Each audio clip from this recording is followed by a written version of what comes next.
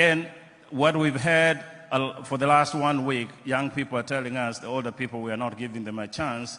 I think here's a chance for them to share with the cabinet secretary what they see the Kenya should be. You want to go first?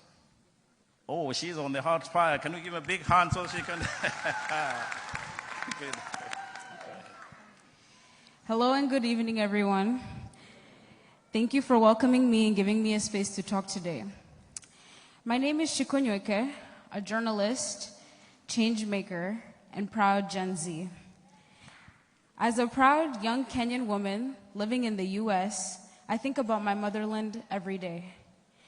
Today, I want to talk about something deeply troubling, the alarming rise in missing persons cases in Kenya. It's heartbreaking to witness how this has become a routine. It feels like it's become a cycle now. We hear stories and we see faces of loved ones posted on social media and the news every week. We see families searching for answers and justice. However, oftentimes these stories end up in silence or tragedy. When will it end? As a young woman, I find myself thinking about the young women and girls who vanish. We've all seen the numbers of femicides rising. Behind each statistic is someone's daughter, sister, friend, cousin, niece, an individual who had dreams and a future ahead. This isn't just crime.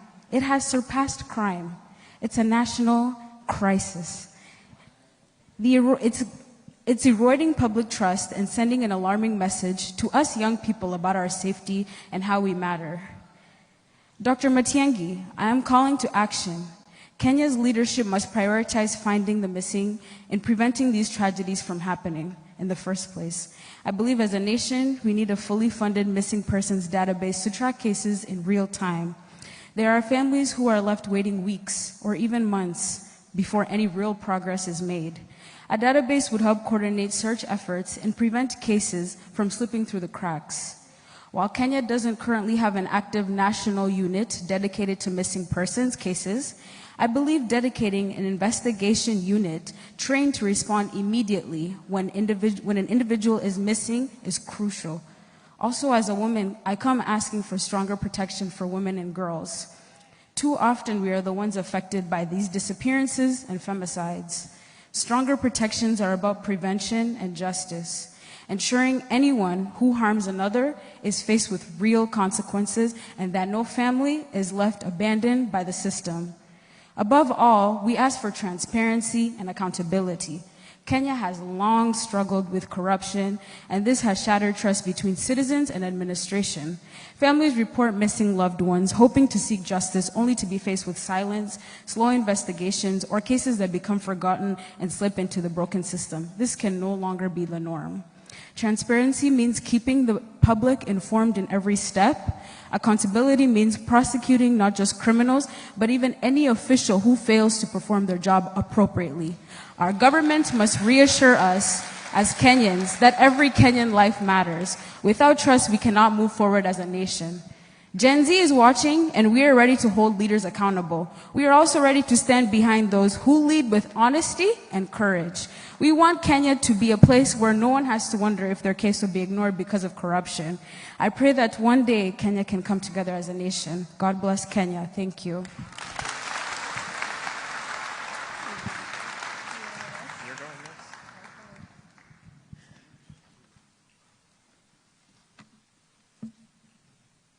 Good evening. Good evening. Much better, thank you. I know we've been sitting here for quite some time, but it's good to still maintain the spirit, the energy for the purpose that we're here. Yesterday I heard somebody say, when we say Harambe, we say Formni. All right, so Harambe. All right.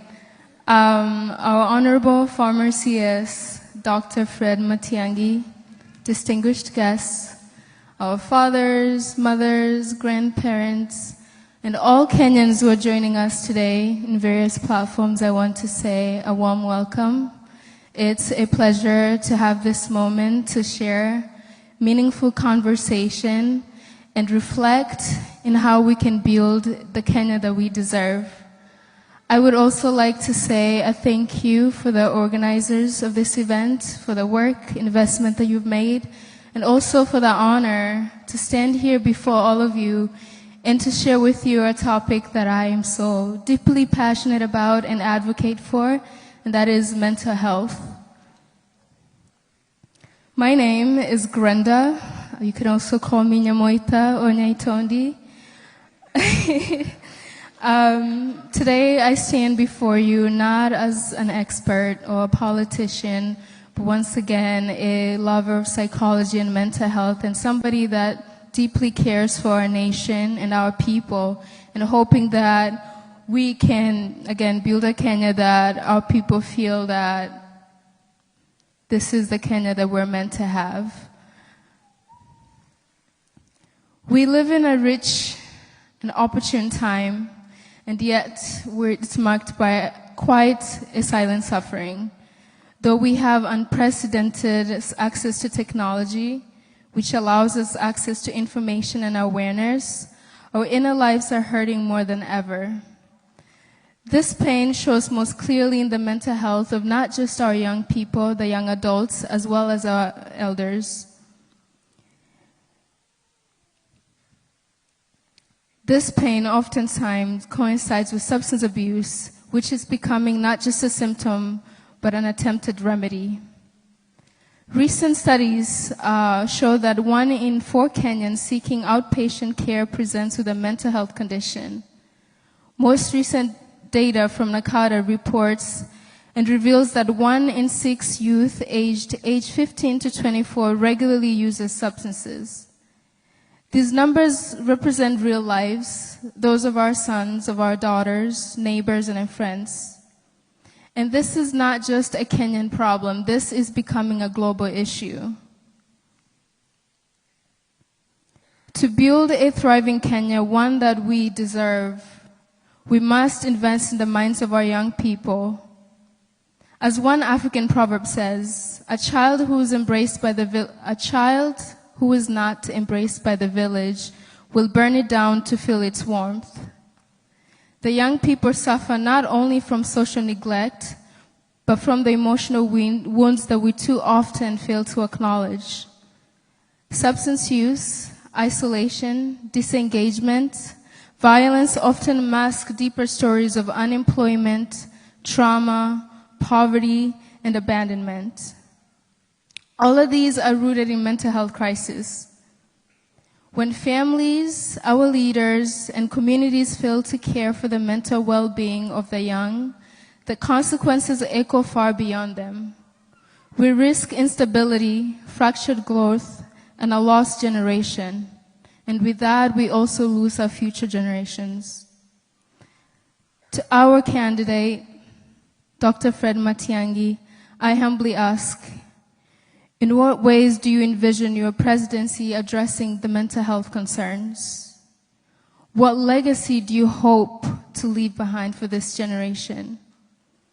Great leaders, such like Wangari Maathai, Nelson Mandela, and Julius Nyerere, were not only revered because they clung to power, but for uplifting others. They healed, and they built, and they empowered. Their names forever live on because they chose to serve. They chose to serve and not to uplift themselves. By placing mental health in the center of your campaign and leadership, you will not only be getting ahead of the curve, but you will be choosing to lead wisely. You will begin to heal a nation. Mental health well-being is not just a health issue, it's also an economic imperative. It's a social justice concern. It's also a national security priority. When our people thrive mentally, we educate better, we innovate more, we collaborate deeper, and we also love more fully. We stand at crossroads. If we neglect this issue in our clinics, our classrooms, and our policies, the price we pay is broken communities, stalled progress, and deepening despair. But if we choose to act now, we build a resilient, united, and hopeful Kenya. Lastly, I would like to say mental health is not just a personal issue, but it's also a leadership issue. And to be a great leader, I believe one must deeply care. Thank you for your time. Because we are running out of time, I think it would be disrespectful to cut the girls short, because they're boys, they can take it. So I'm going to put them under pressure. Is that okay? Put them a little bit under pressure to prove the men who just quickly summarize this. Good evening, everyone. It's an honor to be here tonight by fellow Kenyans. I always wondered, why did we choose to live in this cold state of Minnesota? I know Dr. Fred has not experienced snow the way we have, but it is a wonderful time to be here. I'd like to introduce myself to all of you. My name is Collins Omweri. I immigrated here to America when I was about 3 or 4 years old. My family came here with nothing but a dream and a passion to live the American dream. But the biggest challenge that I'm seeing in this room is we have been so caught up on this American dream that we are neglecting the resources, the knowledge, and the impact that we can bring back home in Kenya. Yes, we might be going out there and sending money back home, but there is much more that we are able to do. We have knowledge. We have experience. Yes, we might be educated, but in the ever-changing world right now with AI, with all these different enhancements, the school systems are not able to teach things fast enough. Me and every single person in this room have skills, knowledge, and methods that can go out there to help people back home in Kenya. So my plea tonight for everyone in this room, and for you, Doctor, can you enable ways that people back here in America are able to connect with the youth back home, to not only send money, but to mentor, to guide, and to teach every single Kenyan back home, as we are powerful. And when we can come together and help people back home, we can build a stronger and better Kenya.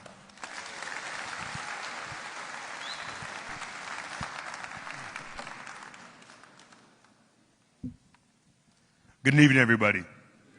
I didn't know I was speaking today, so I just made something off the top of my head, and hopefully it can reach you guys to the hearts and to the minds of every single person in this room. Today, I always bring all my speeches back to the Bible in some way, shape, or form, and the chapter I want you guys to read on your free time or even right now is John chapter 6. And if you guys read it, if you guys know what that is, it's about the youth. And the reason why I'm bringing that up is because I want the youth's voices to be heard. When we read that chapter, we see that there was a young boy who solved the problem of 5,000 people not being fed. And when you're looking at that story, you start to notice, like, the people that are around Jesus every single day, the people that are with him at every given moment of life, they didn't believe in him. They didn't think that the solution could be solved. But all it took was the willingness and the hope that one young boy had to change the lives of everybody around him. And my fault. And a phrase that I always struggled with understanding was, the older people always tell us we're the future, and that's not necessarily true. When we look at it on a monolith type of level and looking at every single person that's here right now, the youth are actually the now. We have the opportunity and availability to be able to change things now, and not 10 years down the line, not 20 years down the line, but actively affect the people around us in this given moment. There's some also problems that we have also when we're talking about the challenges that we face in order to be able to grab leadership roles and all those type of things. And some of the roles that we do, some of the things we do have challenges when we're facing is lack of mentorship. We were talking about this about a month ago. We had a certain Matanga that we were going through and everything like that. And a bunch of us younger guys, we had a lack of mentorship to be able to walk us through how we should be able to maneuver and operate in moments of sadness, moments of happiness. And we weren't entirely sure. So I really do plead that we be able to strengthen and bolster up the young men, young women also, to be able to step into these roles confidently and not be ashamed of the things that are in front of them. I know you guys, some of you guys might not like these ones, but the gatekeeping as an older community. A lot of times, you know, we always are told to trust our elders, believe in our elders, but sometimes the solutions that we have as young adults not only can be the full solution, but also can be the spark that lights the fire under the real solution, I should say. And again, I plead that we also allow this spark to be able to be lit under the wind and also be able to be inflamed even more and more as we go on as a community. And I have one more thing as well. I just got to find it, my fault. And also I plead, Doctor, that you be able to entrust the youth, even though they might be inexperienced, to be able to help other people around them and be able to also stand for them as well too.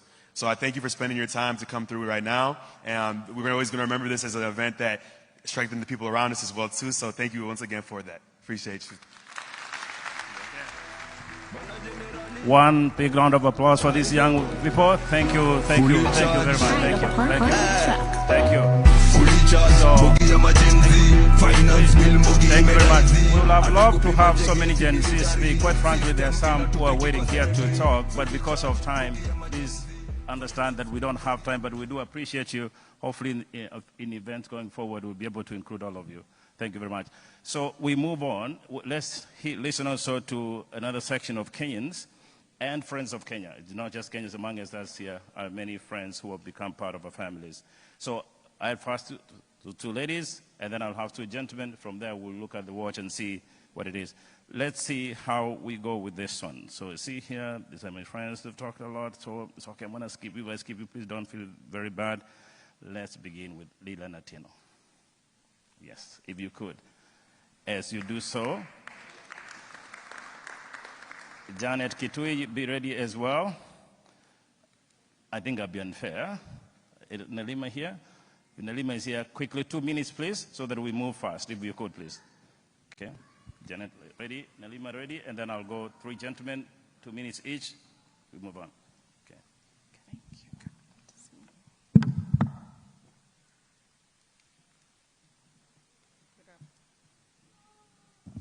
Good afternoon. Oh, I think one of the Gen Z said you can do better than that. Good afternoon.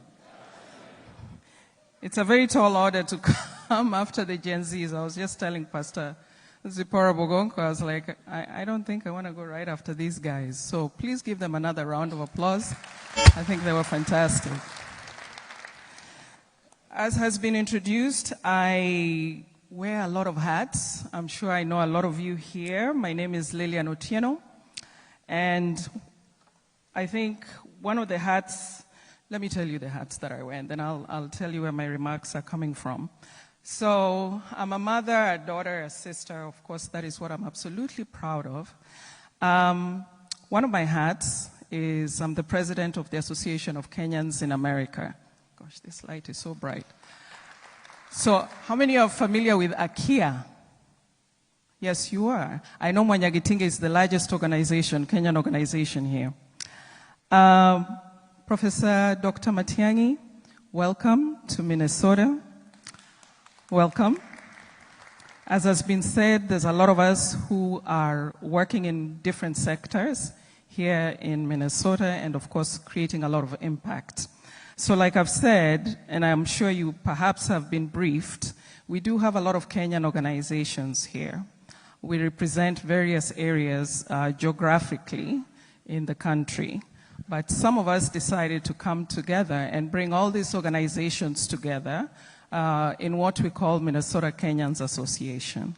So to speak with one voice and to look at areas that bring us together. So it is still a work in progress, but I'm proud to say that a lot of those leaders are here. Roslida Mwanyagitinga, president, is here. Onesmus is here. Representative Hillsley was a member of that, and I'm sure there's a lot of other leaders here. Dr. Karanja Caucus is with us as well as other folks here. But today, the hat that I'm going to be wearing or talking about is where I work. Currently, I work at the Minnesota Department of Agriculture. That is a state agency. I work at the Commissioner's Office. And at the Commissioner's Office, I am the director of the Emerging Farmers Office. This is a new office, and we believe that it's the first of its kind at state government level in the country. Yeah, you can clap. So Minnesota is leading the way in addressing equity in agriculture. So, Dr. Matiangi, what has been happening is Minnesota agriculture is really known for a lot of the commodity agriculture, corn, soybean, wheat, hogs, and so on. What we realized was we have farmers who would like to participate in Minnesota's ag economy. And these are small-scale farmers. And within these small-scale farmers, we have immigrants. We have people from other countries, new Americans, so to speak, right? Who want to also participate in Minnesota's ag economy. So what did the Department of Agriculture do? We decided to go around the state and talk to folks and ask, what are some of those gaps? What are some of the issues that are impacting you or not allowing you to participate in Minnesota's ag economy? And long story short, that is how my office came to being, and that is how I was hired into this role. So the foundation of what I do is relationship building. I now have 2 staff members. One concentrates on grants, and why is that? Because we found that access to capital is a big hindrance for a lot of farmers. And the reason why I'm saying these statements is because this is synonymous to what is happening back home. A lot of small farmers do not have access to capital, okay? So that is just similar to what's happening here. That would be a great benefit to find ways to create these financial opportunities that would allow small-scale farmers to also participate competitively in Kenya's economy, but also the same way we're doing that here. One of the other things that I want to talk about or briefly mention, because I know my time is coming up, Kenya's agriculture contributes to about 33% of our GDP and employs about 70% of our rural population. However, this population will be increasing to about 81 million in 2036. At the same time, our agricultural lands are decreasing to what I choose to call concrete jungles. A lot of us here, if you own a plot, what do you think of first? You want to build something so that you can rent, so that whatever. Now, my plea to you, sir, is I think it would be important, like what we are trying to do here, to try and designate some lands that are strictly agricultural. That goes into zoning as well, okay? And on top of that, I think it's important to promote agriculture beyond just having universities and agencies. We need to start teaching agriculture from a young age and letting our children know that it is a viable economic opportunity. Let's stop demonizing agriculture as the poor man's job. Who hasn't eaten here today? We all eat, correct? Right. So that is important for us to start teaching from a young age that there is a career in agriculture. But I think that goes in tandem with making sure that we have resources that support our people to get into agriculture.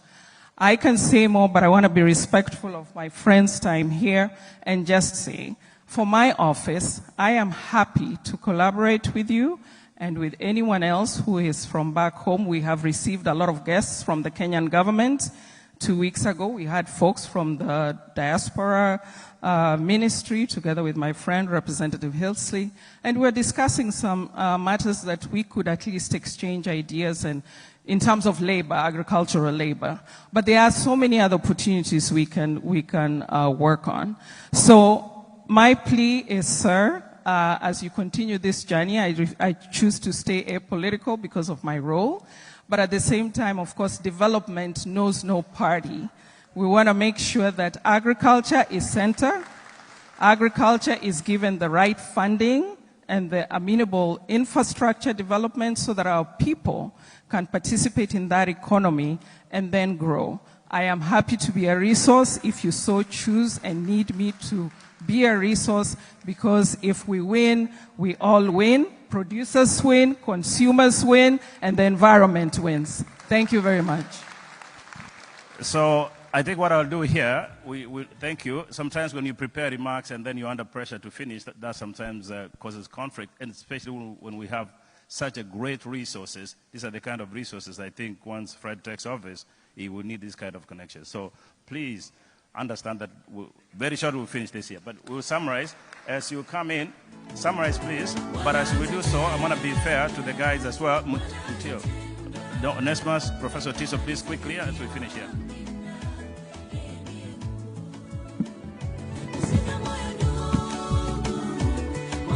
Good evening, everybody. My name is Janet Kitui, CS Matiangi, and esteemed guests of the Kenyan diaspora. Welcome. As I have already mentioned, my name is Janet Kitui. I'm a mother, a grandmother, and a proud constituent of Kenya. I currently serve as Director of Procurement at Normandale Community here in Minnesota.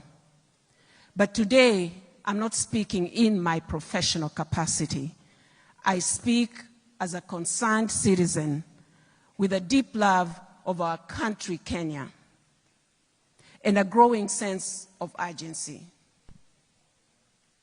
It is urgent because good governance is important. And the definition of good governance refers to the process and structures that guide political and economic decision-making, ensuring transparency, accountability, and inclusive participation for the benefit of all stakeholders. According to the World Bank, good governance is essential to creating an environment conducive to strong and equitable development.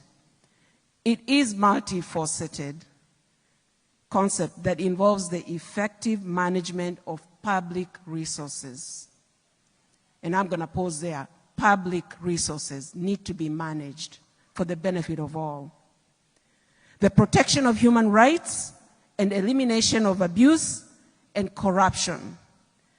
Without it, sustainable development is impossible. I'm going to share a personal story as I reflect on this. All right.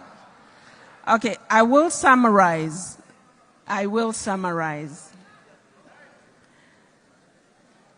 We in the diaspora, we must demand better.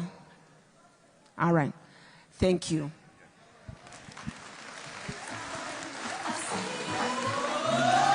I like that part. Let's support one another. It's because all of us want to talk to Dr. Fred. So please, I'm going to hold the mic so that they saw.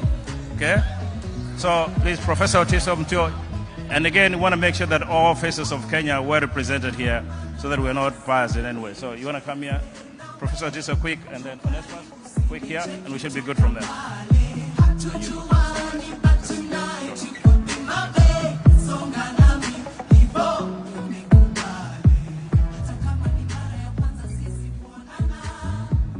All right.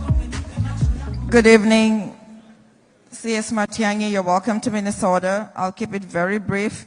My name is Nalima Sitati Munene, and I'm very glad to be here. I am here just to talk very briefly about investments and opportunities and how we can build business.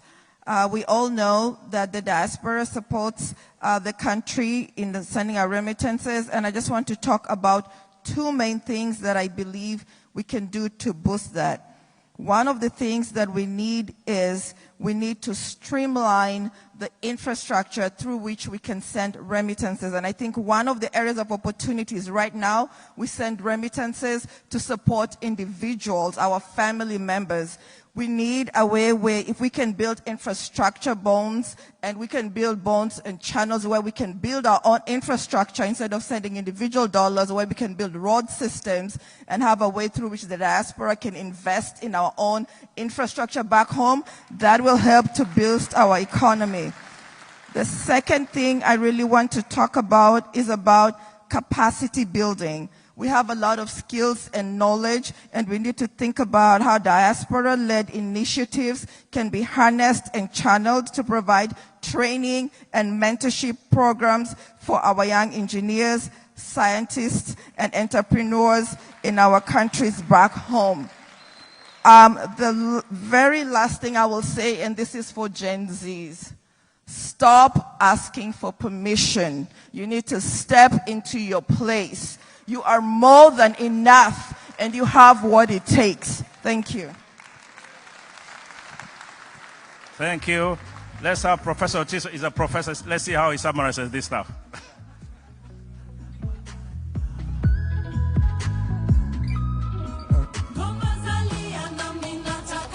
Collins, can you please give me the pictures? Guys, I'm showing you 4 pictures that have something to do with us as diasporans, okay? Very, very quickly. So this is a map of where the growth of the diasporas are globally. 535,000 as of 2020, according to this database.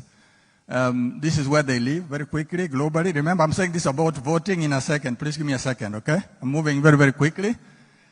These are the countries where we have most Kenyans abroad. The only difference here, you don't see the Gulf region that has been growing very, very rapidly in recent days. I wanted to come here very quickly. This is where you are in the United States, okay? By state, and the blue dots are showing you cities, metropolitan areas. You can see Minneapolis up there, you know, central metropolitan area. And by states, you can see Minnesota here is second to Texas. Okay? Minnesota, jipigie makofi. So that is how the numbers stack up. I already told you that. I'm moving on. By metropolitan areas, I wanted to show you this one. You may not be able to read it very quickly. Where is Minneapolis? Number 1. Minneapolis metropolitan region. 13,000, followed by Dallas, followed by Seattle, and all the others as you see here, very quickly. This is metropolitan Minnesota alone, Minneapolis alone. We can go up to the tract level, but we can even map a neighborhood. We know where you stay, okay? Don't worry, nobody's coming for you, but you contribute to the economy. But the reason I'm showing you this map is very quick. Any dark spot here, you should be in leadership. Any dark spot, okay? So places like close to Elk River, Brooklyn Park, you know what we have already done.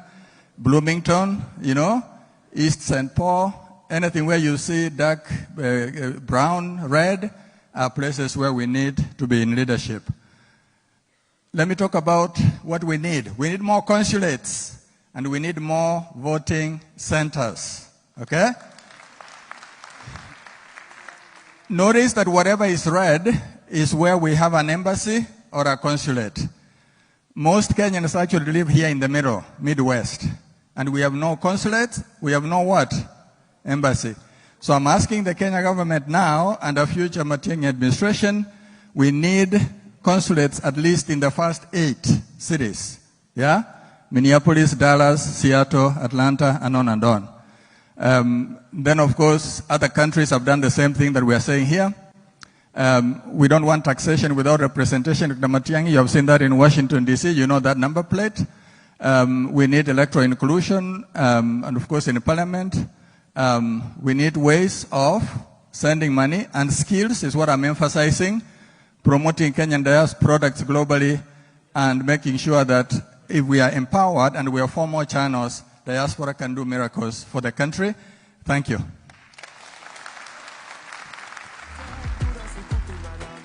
Sorry, I do understand that we are under pressure to finish the program so the CS can talk, but please, we want to make sure the voices of Kenyans are listened to, and this young person will finish, and then we can probably hand over to the other side.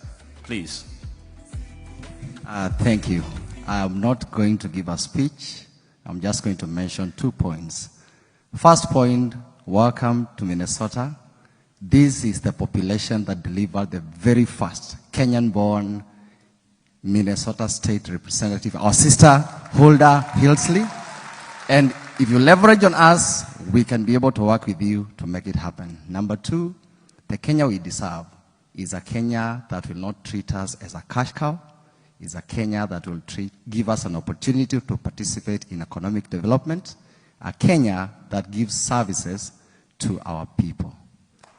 Healthcare to our parents, education to our cousins and nephews and nieces, and an opportunity for our brothers to make a decent living, because whatever happens in Kenya impacts us directly. Thank you. Thank you. Thank you. So,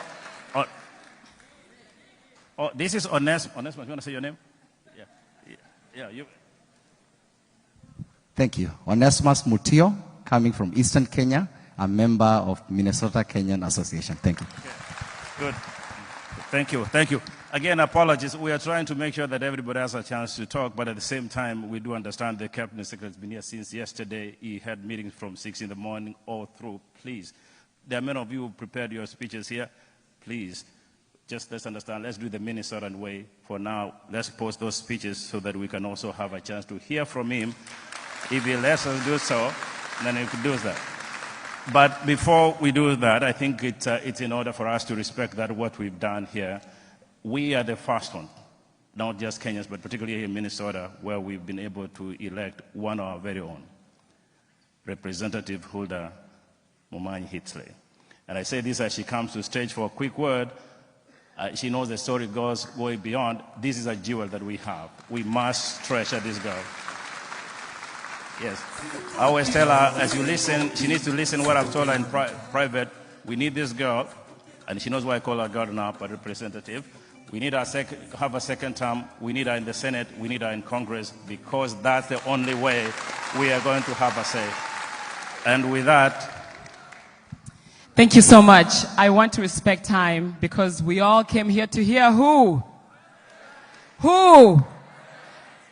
Who? Exactly. You didn't come here to hear me. You can find me at the Capitol. You can find me in Brooklyn Park. With that said, I want to quickly acknowledge my colleague, Representative Verning. Please stand up and wave. Can you wave? Thank you for coming. And really quickly, I had a speech, but I'm not going to say it because I want to bring up Dr. Fred Matiangi so you can listen to him. To the committee, thank you so much. To my Gen Zs, my security protocol team, please wave. These are the guys who made sure that we were safe. Thank you so much. We appreciate you. Let me tell you one thing. It is important that we understand the magnitude of what we have as a community, as a Kenyan community. Like Dr. Tiso said, Professor Tiso, we have numbers. But if those numbers can't produce results, they're just numbers. So as you are passionate about Kenya, also be passionate about here. Good governance requires participation of its people. And that means you have to take part in it, yes. It's your role to take part in it and participate in your democracy. With that said, thank you, Minnesota. This has been an amazing, amazing weekend. Thank you for everybody who gave and will continue to give.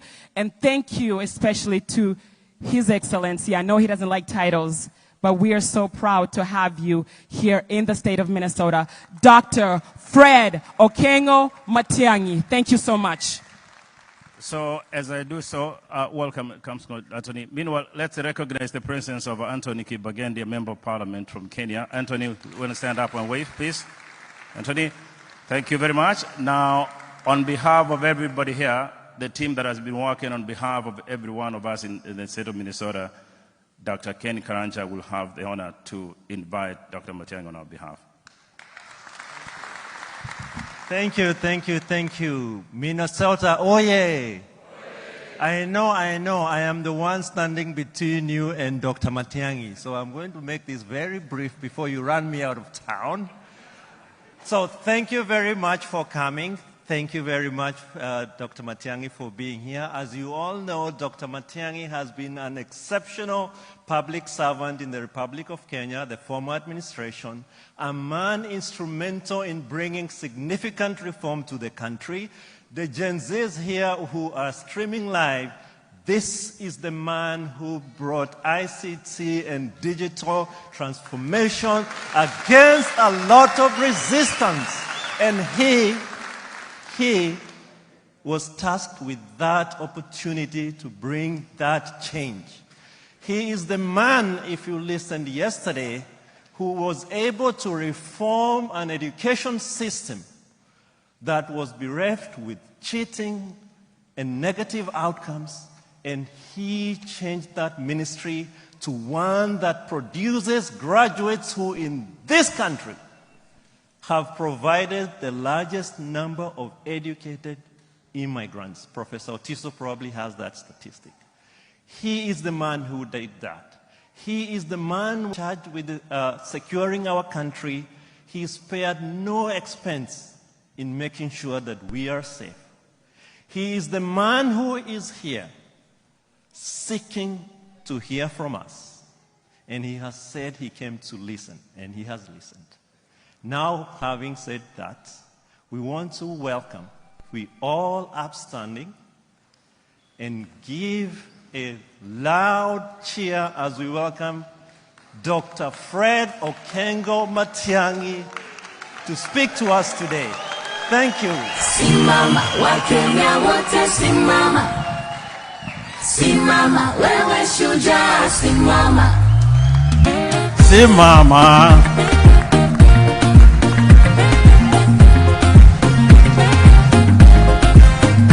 Nchi yangu, jukumu langu, mimi ni shujaa. What about the Gen Z, Kaimare? Gen Z? Matiang power! Matiang power! Matiang power! We are the Gen Zs, and our message is clear. Dr. Fred Okengo Matiangi is the 6th President of the Republic of Kenya. All Gen Zs, Matiang power! Matiang power! Thank you very much. Census power!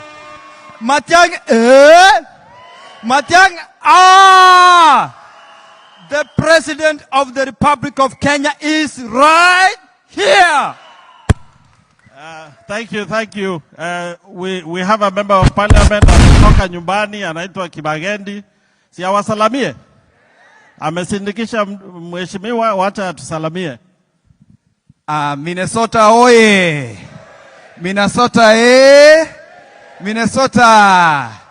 We are indeed very happy to be here today. Your Excellency, these are wonderful people. Minnesota has shown the rest of the United States that they can indeed come together and give you a resounding endorsement as you go to run for this seat. These are wonderful ambassadors of our culture in our country, and they are also representatives who demonstrate to the rest of the country our resilience, our enterprising culture, and everything good about Kenya. We are very, very proud of you. Keep on doing what you do.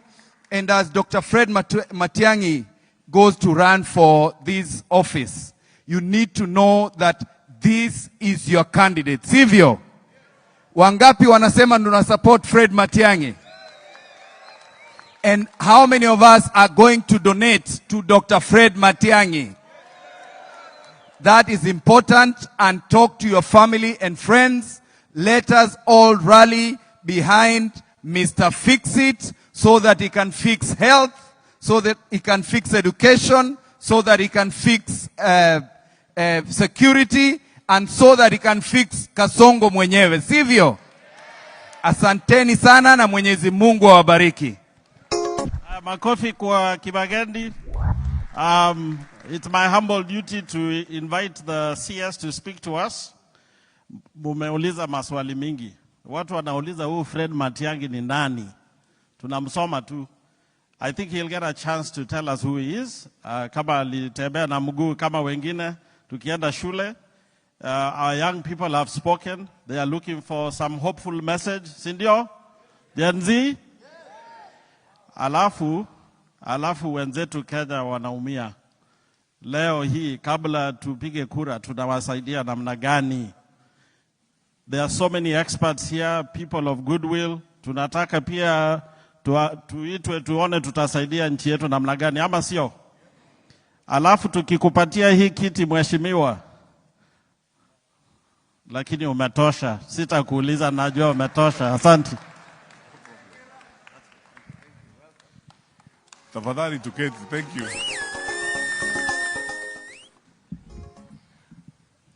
Please let's be seated.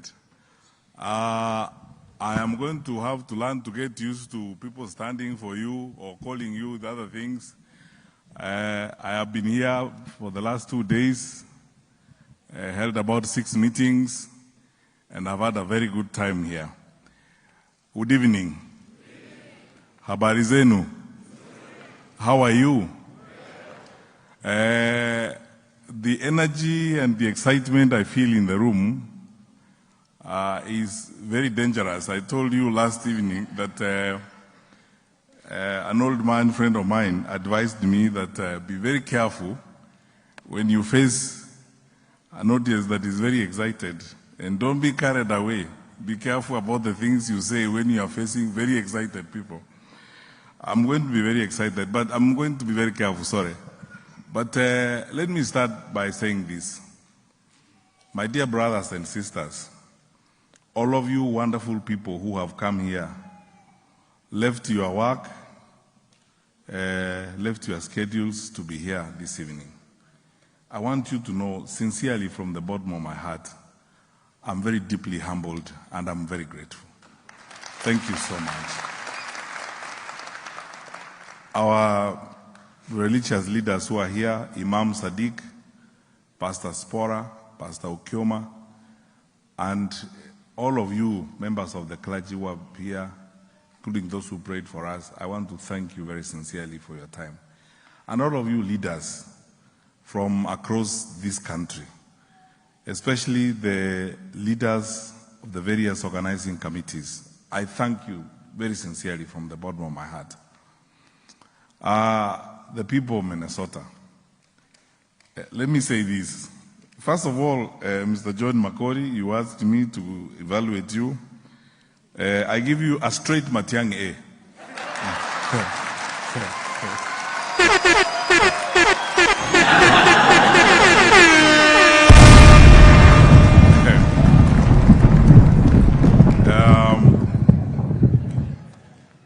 I'm famous for very few A's, so yeah, he says I made him not to go to university. But anyway, so thank you so much. I mean, you've done a spectacular job putting all of us here, and the way you have organized is true. Yes, I've been in meetings for the last 24 hours, but I don't feel it because of the energy, the love, the commitment that I've seen here. So I want to thank you, all of you leaders from Minnesota who are here, for the wonderful work you have done. This place is very interesting. I said last night, those who were there, and Pastor, I keep, I met a lot of my friends here, both boys and girls. My boyfriends and my girlfriends, and as I said last night, Pastor, don't take me to the church board. They are girls who are my friends, not, English has a problem. It cannot, because if this was Kiswahili, or if this was mother tongue, I would be able to tell the distinction. But because in Kiswahili, I would tell you about wapenzi, and those others. But now English is weak. So it's, So the girls who are your friends are your girlfriends, or they were your girlfriends, classmates. But I mean it, and you know that, Pastor. It's not in that other way you think. So, as I said, after this meeting, this is the last event I have. I am going back home. I have no intentions of going to sleep in the doghouse or in the DSQ. And my wife decides that I need to explain exactly what I meant by girlfriends. But Pastor, if I need a recommendation, you give me. Anyway, thank you so much, wonderful people. Thank you for being here. And I want to take very few minutes. First of all, I love this meeting and I love the gatherings we have had here because we have met as Kenyans. My brothers who have traveled across the country, I'm very, very grateful. I introduced Mwaura and his dear wife last night, and a number of people who have come along. who have been working with us in trying to put this together and ensuring that we begin a conversation. My friend, Dr. Onyango, Omari, and your dear wife from California, and many of you people, we've had long stories and our lives have interacted in various ways. So I'll be plain and I'll start with a very simple story. 2 years ago, 3 years now, when we left the government, after the elections of 2022, I took up an assignment with the World Bank here in Washington, D.C. The nature of my assignment was such that I could not be allowed, under the terms of service, to come to town hall meetings like this. I kept quiet, looked out for some of my friends and my former classmates like Professor Otiso. So when you see him speaking here as a professor, that's how we were taught. That's how smart our class was. If I may brag. Then, slowly, we had this conversation about our country and so on and so forth. By last year, 2024, when demonstrations began that you guys saw, and the Gen Zs demonstrating, people asking questions. I mean, quite frankly, I began to get this pressure and questions from people. Why don't you go to public life? Why don't you come back and contribute? It became very serious. Sometimes, because I have gone home every time I had leave, because I didn't have a problem, I did not run away from my country. I never hide, bend, or shrug from responsibility. And I'm ready to answer questions anyone may have about my life. So, I met people, and some of them people I take very seriously. Walk up to you sometimes at social places, restaurants, ordinary people. I had an experience where I went to Westlands one time to have coffee with some friends of mine. I couldn't even actually sit down and have coffee because everybody, the waiters, everybody come there, they ask me, CS, mbona mnatuacha namna hii bwana? Why don't you, tunazama, and so on, things, why are you doing this? Until it now began to look like I am committing a crime if I am not going to participate in what is going on.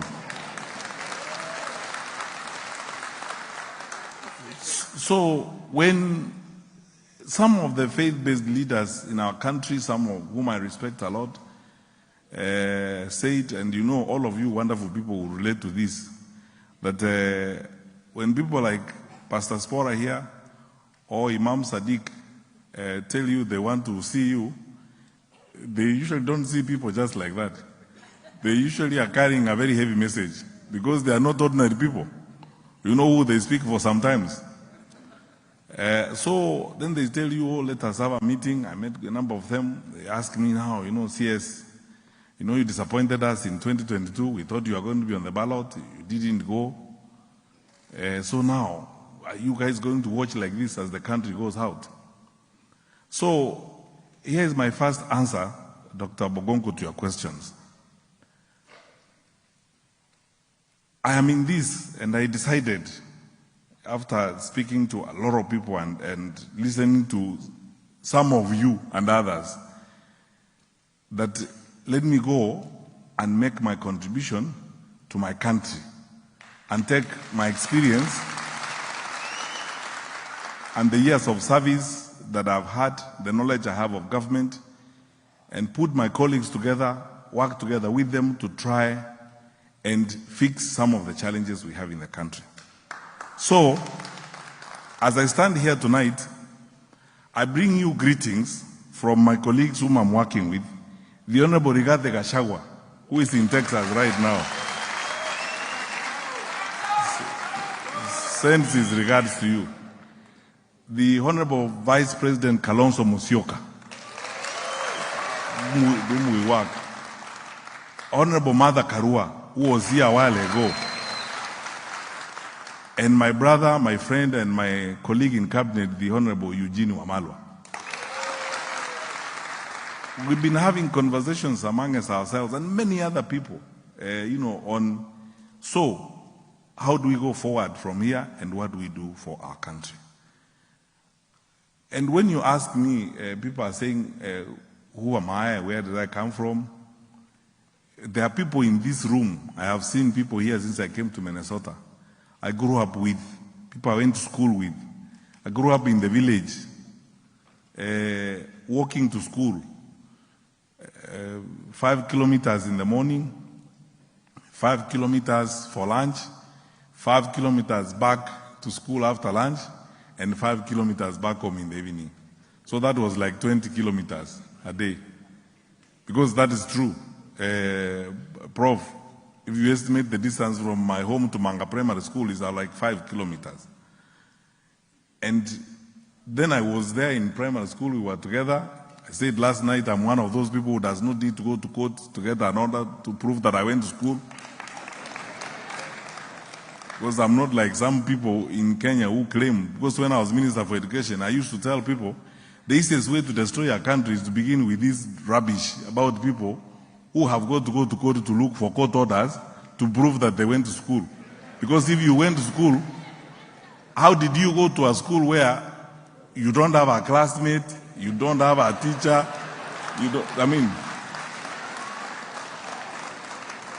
and you are depending on a judge to make a ruling that you actually went to school.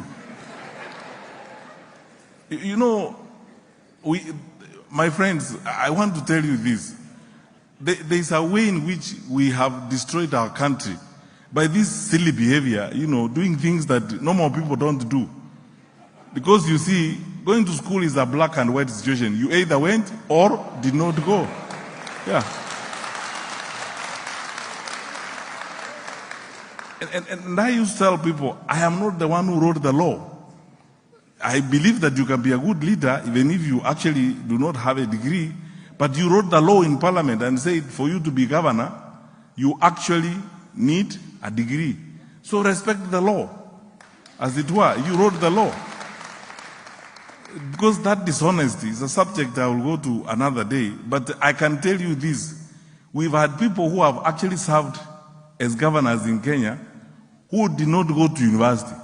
They bought papers, they carried papers, they went to court, got some order, bribed some electoral institution, and approved them. I was the Minister for Education when the Commission for University Education one time, a candidate presented a certificate, and please, I'm not, religious leaders who are in the room, I am not looking down upon you. This guy had attended a conference of religious leaders somewhere in South America, and they gave him a certificate of participation in Spanish or Latin. Then he took it to IBC. Then they cleared it. He said it's a certificate. I did a master's. When later on they found a translator, they said no, it says certificate of participation. This is not a degree.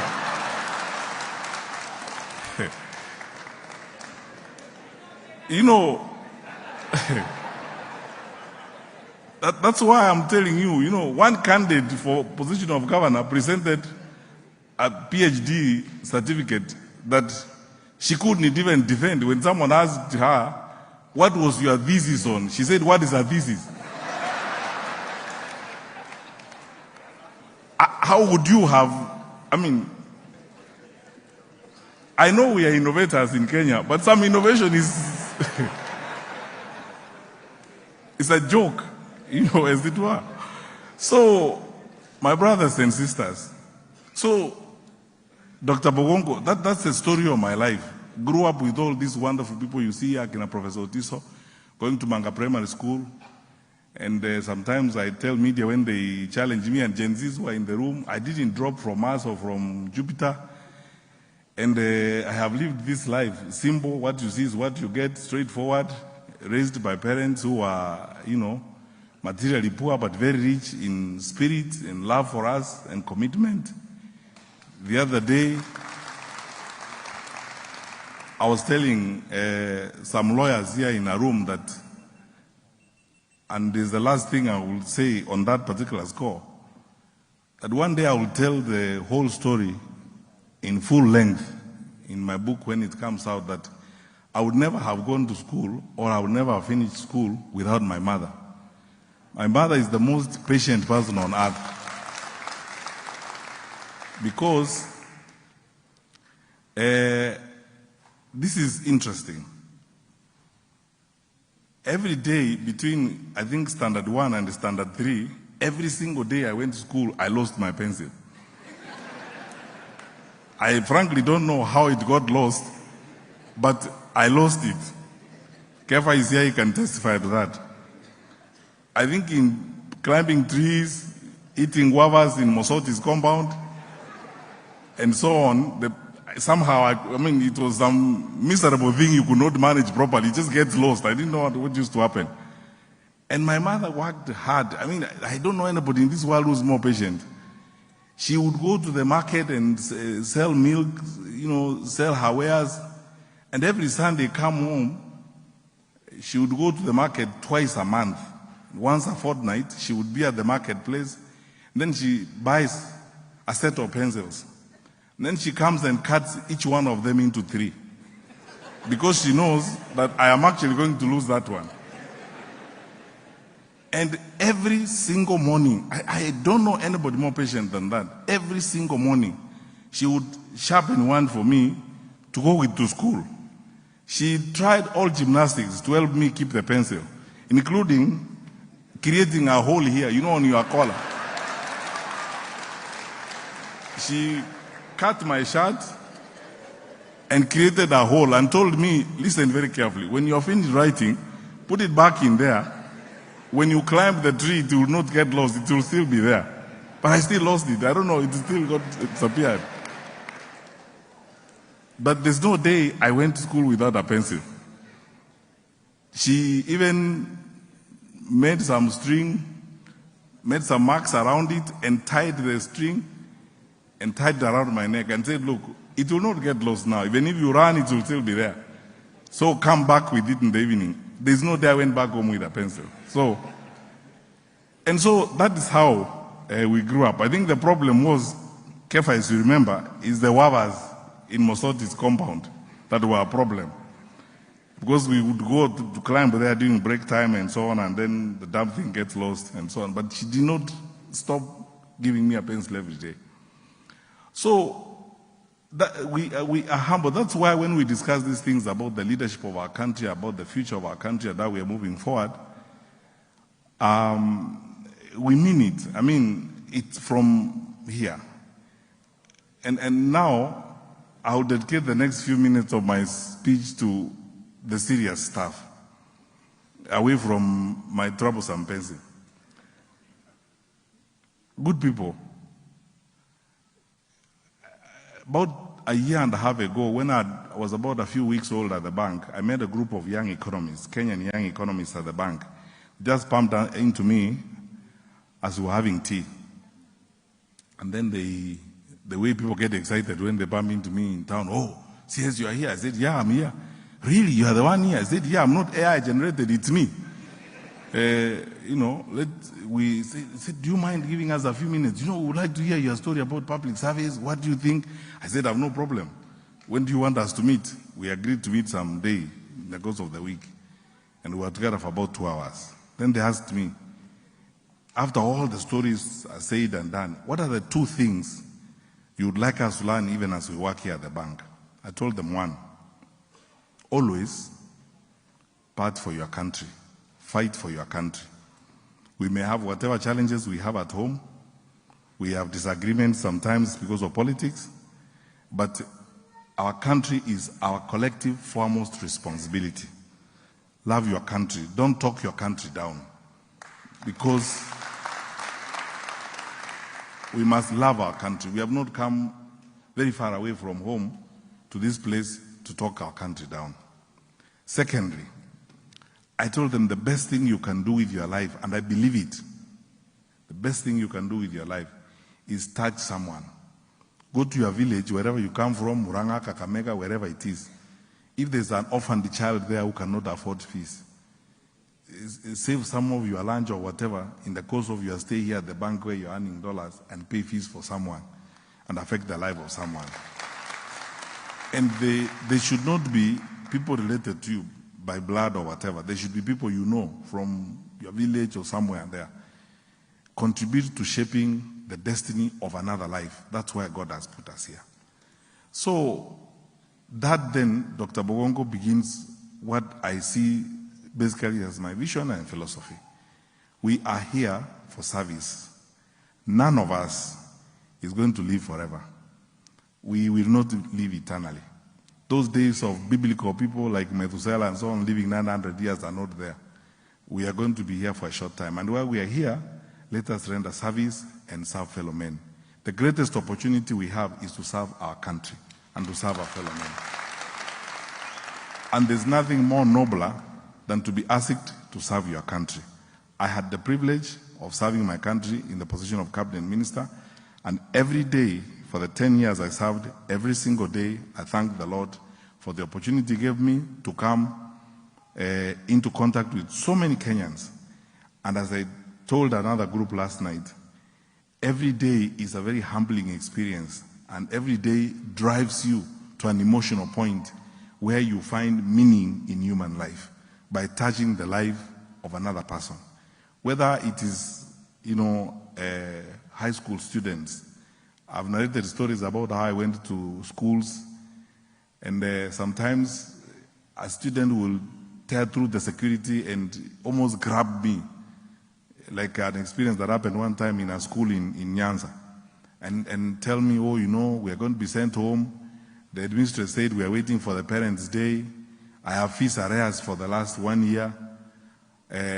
My mother died. My grandmother, who has been supporting me, also died last holiday. And I tell the headmistress, I will pay fees for this kid. Let her stay. I used to tell my cabinet colleagues, if they asked me to assist them together from one place for someone, I told them only one condition, that you pay fees for 2 people in that school. Then I will assist you. It's about service. I believe in service, delivering service to people. And that journey of life that I had in the public service was fulfilling and very exciting. And so this is why I am having a listening conversation. So I answered your call, and the call of those many people who were asking me, sasa mbona tunazama? One religious leader I respect waited for me at the door of a hardware in Karen. I had bought some nails. I was going to fence something. I was on leave. I found this bishop waiting for me there at the door. And he said, CS, I was waiting for you. Oh, I said, Bishop, I didn't know you are here. Oh, he said, I'm here. I wanted to talk to you. Number one, you disappointed us in 2022. Why? We thought you were going to be on the ballot. I said, no, but we had 2 candidates. He said, now, okay, I want to tell you this, and it's a feeling of a lot of people I talk to. Would you consider running for public office? I said, you are a man of God. Why don't you all pray about it? And then figure out what will happen. Because, I can't give you an answer directly. I need also to consult and talk to other people. And I've been talking to people about this. I'm also responding to this call and responding to this advice and support so that I make a contribution in my life, in the service and in the development of my country. So, wonderful people, when the time comes, at the right time, when we move close, I ask you for your vote. But I don't stop there. I ask you to also hold me to account. But if you are drawn enough to give me your vote, also hold me to account. Ask me questions. I liked what the Gen Zs who are here were speaking. I mean, those wonderful, clever kids. A country that is endowed like that, should we be killing these kids instead of listening to them, Jamani? Yeah? With this kind of brain, you saw here. Brilliant. And this is what you see everywhere you go in the country. Very smart people, determined to contribute to their country, very patriotic. So we are at a very interesting time. You can see what is going on in the country. I don't want to describe our problems. I believe as leaders, we should not spend time describing our problems. We should be spending more time looking for solutions on how we'll fix our problems. I believe that in the case of the diaspora in our country, we cannot only love your money without your voice. We must now have your voice. We must have your voice in the management of the affairs of the country. I have promised and I have undertaken, and you can hold me to account, that when I'm done with my consultations and I've identified the party I'm going to run on, I have promised that I will present people from the diaspora on the list of nominations from my party to the IEBC. Yeah. So that your voice can be heard. And not just for National Assembly or Senate for that matter, but for county positions. The city of Nairobi, the city county, all of you are buying apartments and properties in Nairobi. You need to participate. But again, secondly, some of you people, some of your leaders, we are working together on this petition to IBC to increase polling stations in the US to up to 15 or 20 so that you guys can vote. Because honestly speaking, let me ask you a question. Sometimes we also have to be serious. I think that is what frustrates me about public life in our country. We have to be serious. How do you expect someone to fly from Houston to go and vote in Washington? Honestly, does it make sense? Let's be serious. And what is it? In fact, when I was talking to the Deputy Chief of Mission, because I took it seriously enough, that I rang up the Deputy Chief of Mission here and I told him, my friend, we have to work together with fellow Kenyans. This is not rocket science. It's a straightforward business. And these leaders, as we were discussing the other day in DMV, are willing to also negotiate with institutions, including the schools in their various areas, that will serve as polling stations, so that the cost on IBC will be lowered. So all they need is an officer and a ballot box and the ballot papers, so that these people can participate in the choice of leaders in our country. We cannot come here and tell you how we love your remittances, but we don't care for your voice. We want to hear your voice. 3, as diaspora, please work hard to ensure that your voice makes a difference and it's heard. You are the ones who know the senators, the representatives. You are the ones who know the governors here. Some of you are working with these people.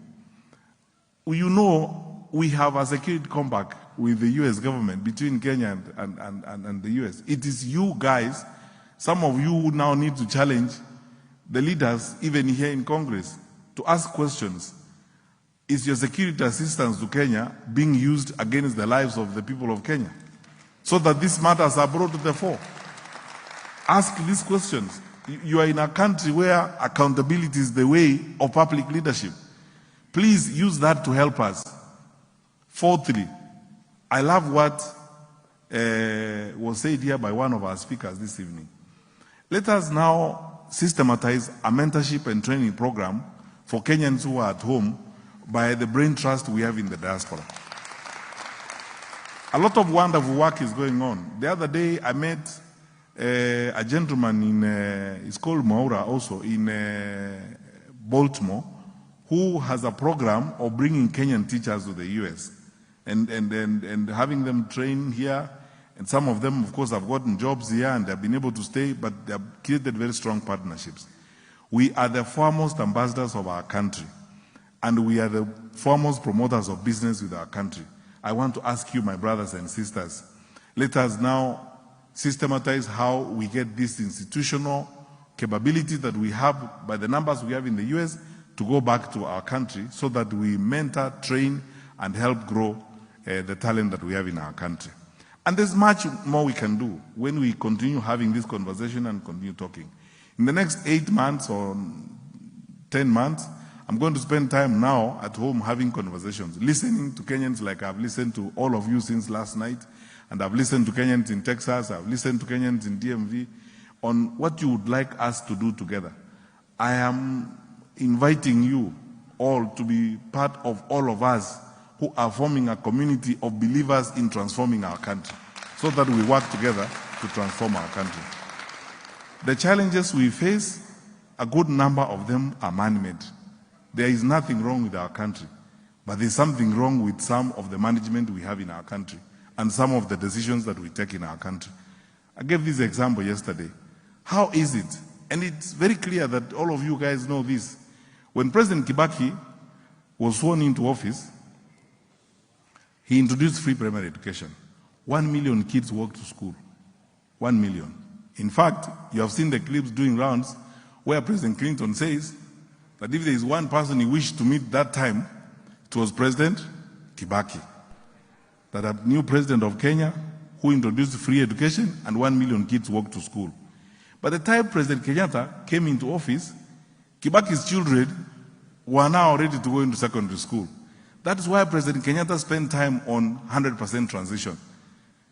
The late Professor Magawa and I, the number of us, spent time in villages, building classrooms, fighting female genital mutilation, and ensuring that girls go to school.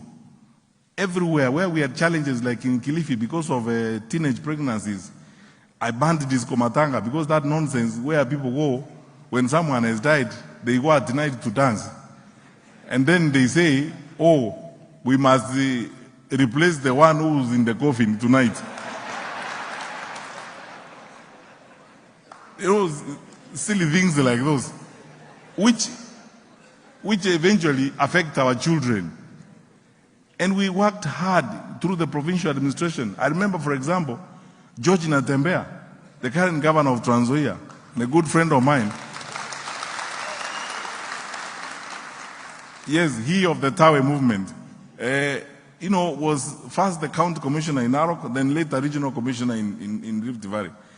We were terrorizing chiefs and assistant chiefs, telling a chief, if there's a girl who's going to be found in your jurisdiction who has not gone to school, you will pay for it. And drove these kids to school. Now, how is it that when we are supposed to be going forward, we want to go backwards? We reduced capitation from 22,000 to about 16 or so. It's not even going to schools. And every day is excuses upon excuses, you know. In fact, I would be forgiven if I described what we have in our country as government by excuses. You know, it started with no, it is Uhuru and his term. Then no, it's Raila and Azimio and I don't know who. Then now, ni Wakikuyu wanataka kuharibu serikali. As I said the other day, next year it's going to be ni Wakizi na Wakamba wanataka kuharibu serikali. You know, so looking for someone to blame for things that we are supposed to be doing. Good people, we have challenges in our country. Some of them are man-made. Let us work on solving them. I am ready to lead the team to fix those challenges. I'm ready. Because it's true. Because this is not geophysics. This is not rocket science. These are straightforward matters where we need honesty and trust to make the decisions. As I move towards the end of my remarks this evening, I want to remind you this. In 2022, hold on a minute. In 2022, we told a lot of people, I addressed meetings where people were asking me these questions, and I told them, like I'm going to tell you today, because I have nothing to hide and you are my brothers and sisters. We either, A, stand up, be focused, and deal with the challenges in our country, or we will soon have no country. It's as simple as that. This pretense that we have had over the years, you know, where we are told lies, you know, musunguko wa ujeuli na uongo, and now season 2 of that is about to begin. Where, you know, people are flying around the country with helicopters every Friday, you know, in the form of empowerment, 9 helicopters this way, 9 helicopters that way, dramatizing things. Then they end up in a village, they give those poor people 64 shillings. That is not even $1. Even if you gave your mother $1, what would she do with it? Let's be serious. I mean, these jokes, our country is better than that. So that is why we are here. And I promise that working together, all of us, we will fix these challenges, bring about integrity to the management of public affairs, and also create trust. Kenyans are looking for a government they can trust. That a government that will tell you something you can take to the bank. Not a government that you are not sure what they tell you is going to work or not. Finally, some of our public servants, and a good number of you have been in the public service before, we have some of the most hardworking public service, very professional, highly competent. I know it. I have worked with the public service before. I've given this example. For the entire time I was in cabinet, I worked with about 13 or so PSS. I mean, top-notch, smart people. Some of them Harvard, were McKinsey consultants and so on. Smart people. They don't need a benevolent guy from heaven, to come and give them lectures every day and dictate them on what they are supposed to be doing. They just need to be respected, be given an opportunity to move forward. And also merit, so that people are promoted because they are qualified to do the job they are doing. Not parachuting people left, right, and center because of the ethnic communities they come from. Collecting some political stillborns and assigning them responsibility to boss around public servants. And they spend time insulting public servants every day. We are the consultants, we are the advisors. And we have reinvented the way in which public service is supposed to be run. Yet, actually, public service is what holds our country together, as it were. So, my friends, when you look at the pay slips of the public service because of a taxation and so on, even self-esteem is lost. Morale is gone. How will they deliver? We will fix this and return the morale of the public servants to work. We will respect public service and public servants and listen to them when they advise us on what we need to do. So, lastly, you've heard all these stories that you will hear from politicians. When our country is going through challenges such as we are going, some of them crazily man-made, as I said.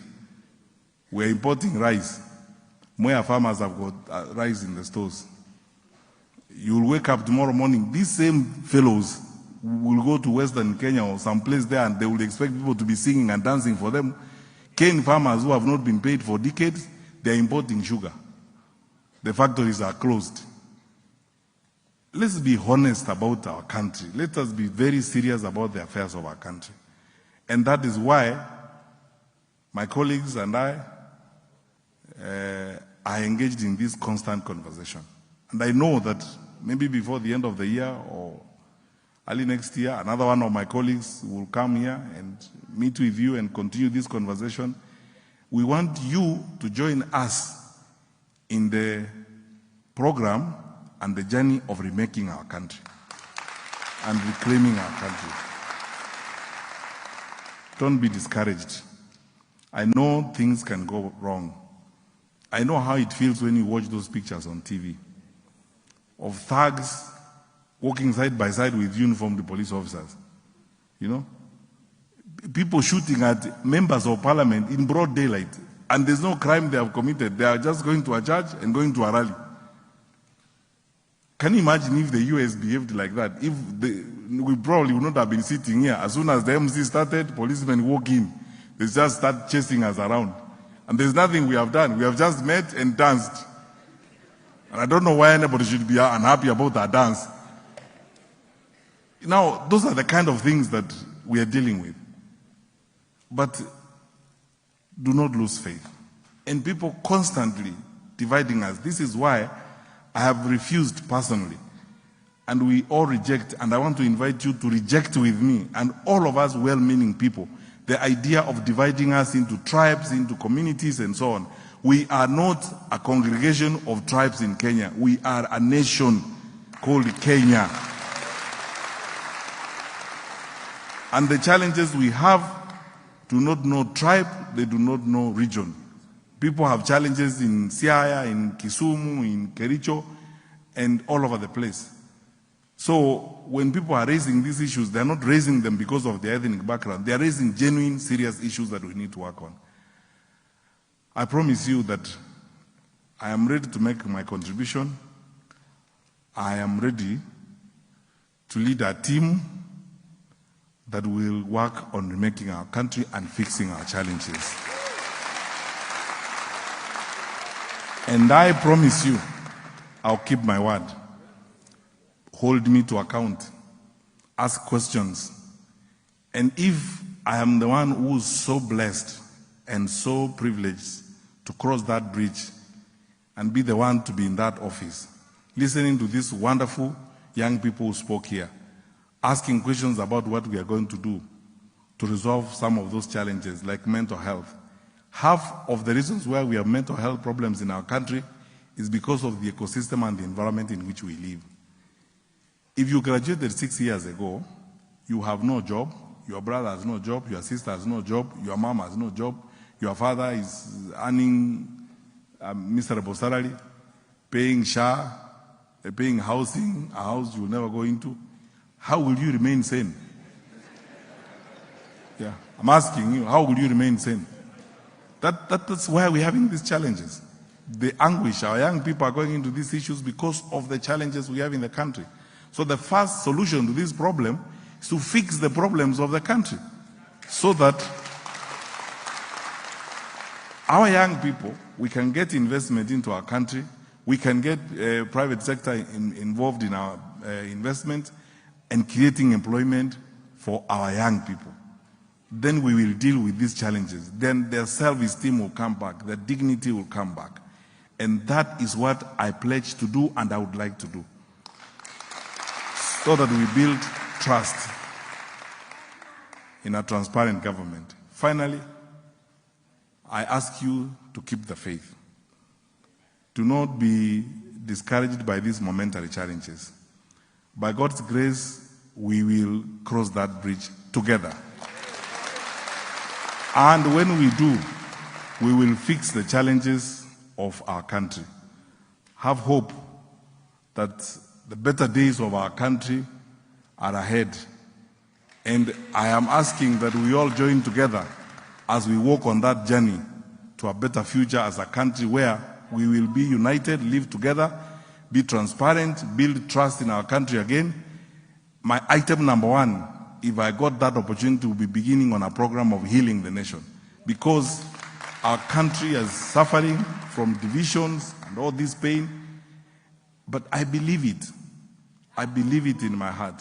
We will get there and we will solve these challenges together and we will fix our challenges as a country. There is nothing we cannot do with the capacity that we have. There is nothing that Kenya cannot achieve when we are committed as we are all the time. So by the grace of God, let's keep the faith, stay on course, and I count on you for prayers, for support, and also for counsel and advice, and for holding me to account as we lead that trip forward. May God bless you.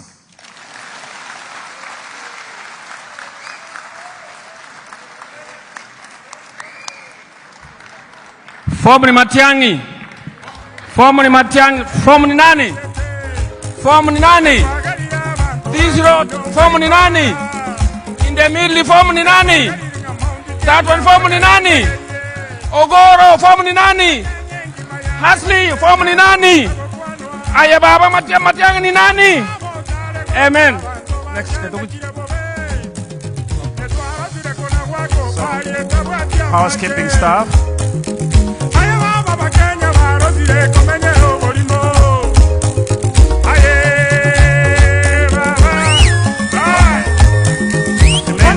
Please.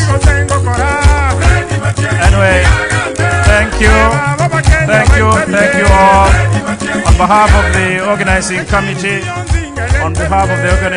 and all Kenyans here in the state of Minnesota, we want to say a big vote of thanks to the guest, Cabinet Secretary Fred Matiangi, for coming in. Thank you, the delegates who came all the way from Kenya, those ones who came from across the country. Thank you so much. Of course, we can't thank you all again for the committee for the hard work you did, the dancers here.